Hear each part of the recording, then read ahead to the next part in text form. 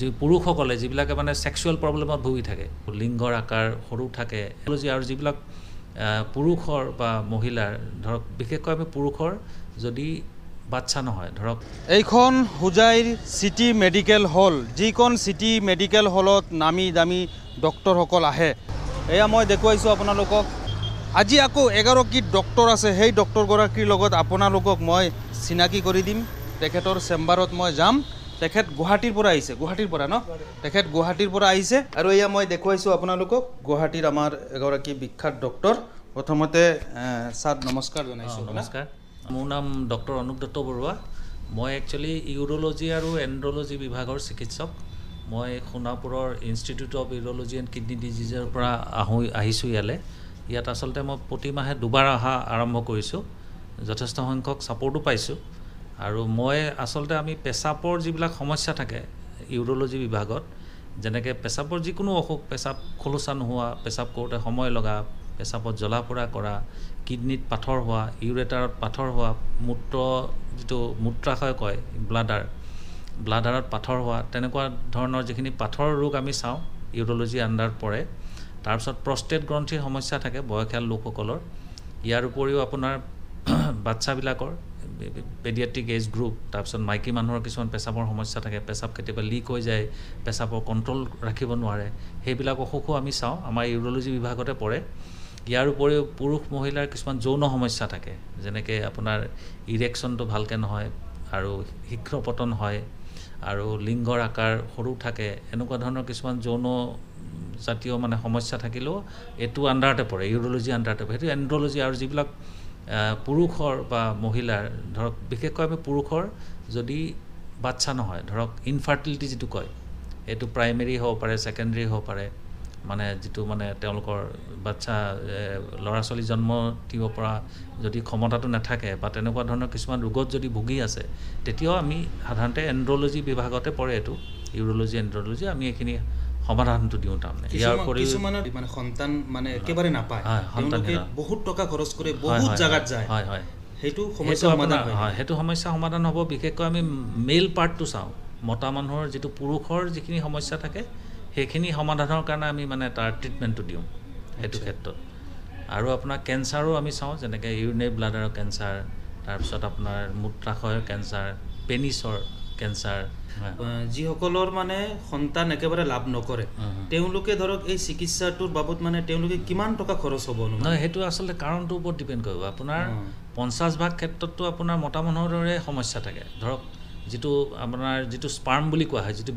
বীৰ্যটো কেতিয়াবা জিৰ' দেখাব পাৰে সেইটো এজো স্পাৰ্মিয়া বুলি কয় সেইটো আচলতে কাৰণটোৰ ওপৰত ডিপেণ্ড কৰিব আজিকালিতো বহুত এছিষ্টেড টেকনিক আছে আপোনালোকে শুনিছে আপোনাৰ এইটো টেষ্ট টিউব বেবী শুনিছে IVF বুলি কয় তেনেকুৱা ইক্সি বুলি আজিকালি বহুত এডভান্স টেকনিক আছে বাচ্চা জন্ম দিব পৰা আৰু মতা মানুহ মাইকী মানুহ সাধাৰণতে মাইকী মানুহৰ পাৰ্টটো গাইনিকলজিষ্টে চায় তেওঁলোকৰ এটা বেলেগে ইনফাৰ্টিলিটি বিভাগ এটাই আছে আৰু আমাৰ মতা মানুহৰ যদি বাচ্চা জন্ম দিব পৰা নাই সন্তানহীনতাত যদি ভুগিছে তেতিয়া মতা মানুহৰ পাৰ্টটো আমি চেক কৰোঁ সেইটোত বহুত টেষ্ট কৰিব লাগিব সেইটোৰ ওপৰত ডিপেণ্ড কৰিব আচলতে ছাৰৰ পৰা মই আৰু এটা কথা জানিব বিচাৰিম মানে মোৰ ফলোৱাৰ্ছসকলেও জানিব বিচাৰিব ফেচবুক খুলিলে কিছুমান এড আহে ছাৰ আৰু বজাৰৰ ফুটপাথতো কিছুমান মানে এনে কিছু কবিৰাজ ধৰণৰ মানে মানুহ পাই যাওঁ এই ল'ৰা ছোৱালী নোহোৱা পিতৃ মাতৃৰ এই মেডিচিন বিক্ৰী কৰে আৰু ফেচবুকতো বহুত এড ওলাই যায় ছাৰ এই কিবা জৰি বৰি কিবা কিবি কৰে ছাৰ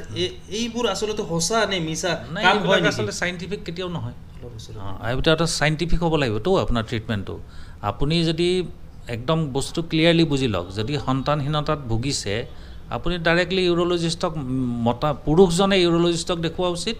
ইউৰোলজিষ্টে এন্ড্ৰলজি পাৰ্টটো চায় ইনফাৰ্টিলিটি পাৰ্টটো আৰু ছেক্সৰ পাৰ্টটোও চায় আৰু মহিলাসকলে যিকোনো গাইনিকলজিষ্টক দেখায় প্ৰিলিমিনাৰী যিখিনি টেষ্ট কৰাব লাগে তেওঁলোকক পৰামৰ্শ কৰাটো মানে এওঁলোকৰ কবলত পৰিব নাই এইটো কেতিয়াও পৰিব আৰু এওঁলোকৰ মেডিচিনবোৰ ব্যৱহাৰ কৰি বহুতৰ কাম নহয় হয় আমাৰ লোকচানে হ'ব আৰু সহজৰৰ মানুহক ঠগি দিয়ে এইটো বেছিকেলি ঠগবাজিয়ে হয় কাৰণ আপোনাৰ সেইটো পৰা লোকচানে হ'ব আপোনাৰ টকা পইচা যাব আপুনি একো ট্ৰিটমেণ্টটো নাপাব আৰু বস্তুটো বৈজ্ঞানিক নহয়তো সাইন্টিফিক নহয় চেষ্টা নকৰিছে স্যাৰ আৰু বিশেষকৈ আমি দেখোঁ যি পুৰুষসকলে যিবিলাকে মানে সেক্সুৱেল প্ৰব্লেমত ভুগি থাকে ইৰেকশ্যনটো নহয় বীৰ্যটো আগতে ওলাই যায় স্বপ্ন দুখ হয় এনেকুৱা লিংগটো সৰু হৈ গৈছে লিংগটোত বেছি দেৰি টাইট হৈ নাথাকে এনেকুৱা ধৰণৰ বহুত কমপ্লেইন লৈ আমাৰ ওচৰত আহে তেওঁলোকে এইবিলাক মানুহৰ কবলত পৰে আৰু বহুত টকা তেওঁলোকে লোকচান কৰে আমাৰ তাত চাইণ্টিফিক আমি একদম বৈজ্ঞানিক পদ্ধতিৰে টেষ্ট কৰোঁ বৈজ্ঞানিক পদ্ধতিৰে পেচেণ্টক বুজাওঁ আৰু তেওঁলোকে নিজকে সেক্সোলজিষ্ট বুলি হেৰি কৰে প্ৰমাণ কৰে তেওঁলোকে মানে নিজকে তেনেধৰণে মানে এটা ফোকাছ দিয়ে কিন্তু সেইটো ভুল সাধাৰণতে সেক্সৰ প্ৰব্লেম হ'লে আপুনি প্ৰথম মতা মানুহৰ ক্ষেত্ৰত আপুনি ইউৰোলজিষ্ট বা এন্ড্ৰলজিষ্টক দেখুওৱা উচিত তাৰপিছত সাইকিয়াট্ৰি বিভাগৰো ইয়াত এটা ৰোল আছে কিছুমান কাউন্সেলিং তেওঁলোকে কৰে আৰু অন্য কোনো বিভাগৰ ইয়াত ৰোল নাই সেইটো যদি কিবা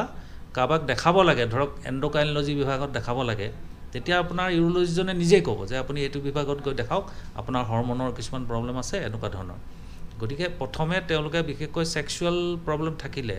তেওঁলোকে প্ৰথম ইউৰোলজিষ্টক দেখালে বেছিক কামখিনি হৈ যায় তাৰমানে স্যাৰ তেওঁলোকে বিপথে পৰিচালিত নহয় আমাৰ চকুত কেইবাটা উদাহৰণ আছে আজিলৈকে এনে মতা এনে